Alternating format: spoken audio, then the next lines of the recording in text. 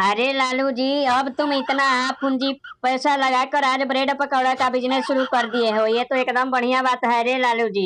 ये अब तुम चोरी चमारी छोड़कर घोटाला वोटाला सब छोड़कर अब कमाने खाने पर ध्यान दे रहे हो।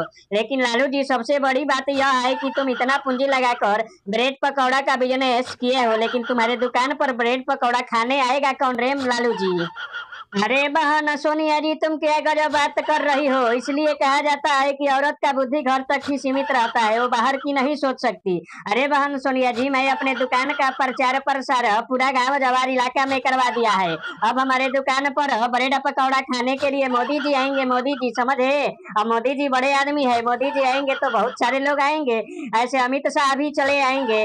केजरीवाल भाई भी ब्रेड खाने के शौकीन आदमी है, वो भी हमारे दुकान पर आए। नीतीश कुमार को तो जानते ही हो, कढ़ाई में बार बार उलटना पलटना हुआ चीज है, उनको वो खाना ज्यादा पसंद है, समझे? अरे लालू जी, तुम ये क्या कह रहे हो कि मैं अपने दुकान का प्रचार पूरा इलाके में करवा दिया है। अब दूर दूर से लोग हमारे दुकान पर ब्रेड पकौड़ा खाने आएंगे। उधर मोदी जी अलगे इलाका में प्रचार कर रहे हैं तुम्हारे दुकान के।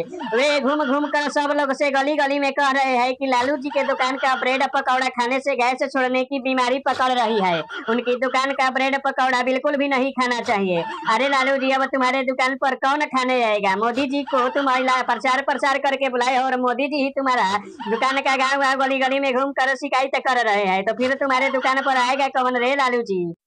अरे बहन सोनिया जी, तुम जानती नहीं हो कि मोदी जी लालची आदमी है। एक दिन अपने दुकान पर बुलाकर फ्री में ब्रेड पकौड़ा मोदी जी को खिला दूंगा ना, तो उसी दिन से मोदी जी हमारे दुकान का प्रशंसा करने लगेंगे और गली गली में प्रचार प्रसार करने लगेंगे कि लालू जी बहुत बढ़िया ब्रेड पकौड़ा बेचते हैं, उन्हीं के दुकान पर खाना जाना, समझी? अरे बहन सोनिया जी, तुमको हमारे दुकान की चिंता करने की जरूरत नहीं है, समझी? तुम अपना काम देखो, अपना दुकान चला लूंगा मैं, समझी? सब कराई करे।